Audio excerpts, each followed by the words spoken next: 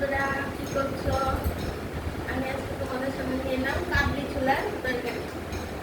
তো কাবলি ছোলাটাকে প্রথম কি করেছি, আমি একদম একদম ভোরে ঘুরতে ঘুরতে, তো মানে আমি ঠিক 4:30 সময় ভিজিয়ে রেখেছি। আর এখন করছি মানে 5-6 ঘন্টা। আর নাহলে তোমরা আগের দিন রাতেও ভিজিয়ে রাখতে পারো, তাহলে একটু ভালো হয়। মানে মোট কথা 5-6 ঘন্টা ভিজিয়ে রাখলে কাবলি ছোলার তরকারি ভালো হয়। যখনই করো 4-5 ঘন্টা, তাহলে কিন্তু ভালো হবে না। যতই কুকারে সিদ্ধ করো। তারপর কুকারে একটা সিটি দিয়েছি, সঙ্গে ছোটো ছোটো এরকম ছোটো ছোটো করে আলু কেটে দিয়েছি। যারা আলু না খাবে আলু না দেবে। তারপর আমি একদম 1 চামচ তেল দিয়ে নুন হলুদ দিয়ে এই কাবলি ছোলাটাকে যখন সেদ্ধ করেছি নুন দিয়ে দিয়েছি, নুন দিয়ে সেদ্ধ করেছি। আর সঙ্গে তারটা দিয়ে দিলাম। আর দুটো তোমরা যদি কড়াইয়ে করো, কড়াইয়ে সিদ্ধ করতে পারো ভেজে নেবো। তারপর করেছি কি, জলটা ফেলে দিয়েছি, ফেলে দিয়ে তারপর নুন হলুদ দিয়ে 1 চামচ তেলের মধ্যে এটা একটু ভেজে নিয়েছি। ভেজে নেওয়ার পর এটা নামিয়ে নিয়েছি। নামানোর পর কড়াইয়ের মধ্যে তেজপাতা, আমি সাদা তেল দিয়েই করেছি, তুমি সাদা তেল দিয়েই ভালো। তেজপাতা দিয়ে ঠিক এইটুকু, আমি এইটুকু করেছি, মানে 2-3 মুঠো এই বাটিটা দিয়ে তরকারিটা করলে একটা বাটি হবে। তাহলে এইটুকু আদা দিয়েছি, আর 1 কোয়া রসুন দিয়েছি, আর ছোট্ট একটা টমেটো দিয়েছি, পেঁয়াজটা ছোট্ট, আর ছোট্ট 1 কোয়া রসুন, আর ছোট্ট একটা টমেটো দিয়েছি। আর যারা কাঁচা লঙ্কা দিয়ে খাবে কাঁচা লঙ্কা, আমি আবার একটু গুঁড়ো লঙ্কা দিয়ে খাবো, তার জন্য কাঁচা লঙ্কা দিয়ে দিলে যেন বেশি ঝাল হয়ে যাবে।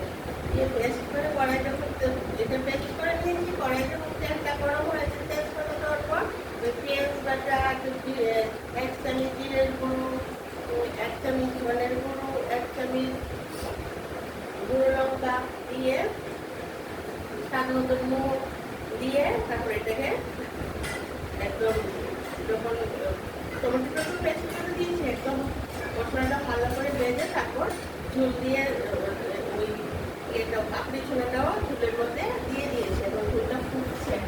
এটা ঝোলটা ফুটছে। হ্যাঁ, আমি কি কি দিলাম, একটা কাবলি ছোলা ধরুন আমার মুখের 4 মুখ নিয়েছি। তার সঙ্গে ছোট্ট একটা পেঁয়াজ, একটু বেশি রসুন দিলে রসুনের মধ্যে এইটুকু আদা, তারপরে 1 চামচ জিরের গুঁড়ো, 1 চামচ ধনের গুঁড়ো, লঙ্কার গুঁড়ো দিয়েছি। ঝালটা যে যেসা গুঁড়ো দিয়েছি। এখন আমি নামানোর আগে একটু গরম মশলা দেবো,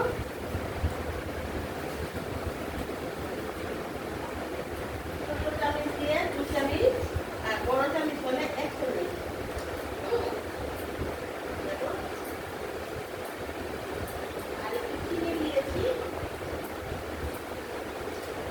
আর এই যে আমার কাছে বড় প্যাকেটটাও আছে, আমাদের ছোলার বড় প্যাকেটটাও আছে, ছোলা মশলাটা বড় চামচ দিয়ে 2 চামচ দেবো।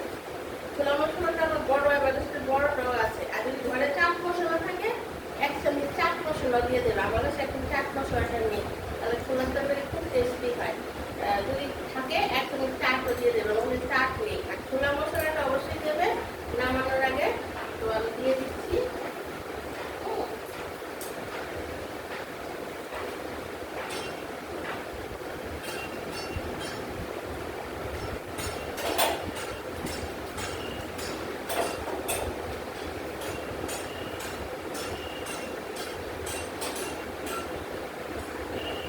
আমি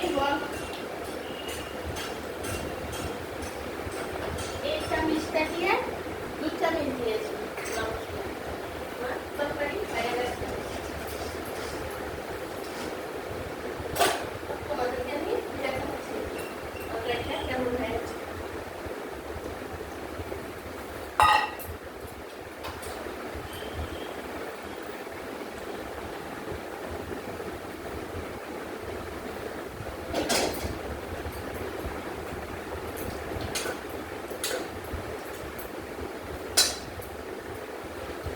এই দেখো বন্ধুরা, আমার ছোলা আলুর, দেখা যাচ্ছে ছোলা আলুর মশলা আর ছোলা দিয়ে আলু দিয়ে তরকারি হয়ে গেছে। অবশ্যই ছোলা মশলা কিনতে পাওয়া যায় বাজারে। জায়গায় সানরাইজের ছোলা মশলা দিয়ে করবে, আর এক চামচ চাটও দেবে, তাহলে খুব টেস্টি একদম বিয়ে বাড়ির মতো হয়। বন্ধুরা, তোমাদের কিরকম লেগেছে অবশ্যই কমেন্ট করে জানাবে। এটা পরোটার সঙ্গে বলো বা অন্য রুটি টুটি যার সঙ্গে খাও, ভাতের সঙ্গেও খারাপ লাগে না, ভালোই লাগে। ফ্রাইড রাইসের সঙ্গেও খারাপ লাগে না, কিন্তু পরোটা টরোটার সঙ্গে বেশি ভালো লাগে। তো তোমরা অবশ্যই আমাকে কমেন্ট করে জানাবে যে কীরকম লেগেছে, আর আমাকে সাবস্ক্রাইব করবে, তাহলে আমি প্রতিদিন অনেক অনেক রেসিপি দেওয়ার চেষ্টা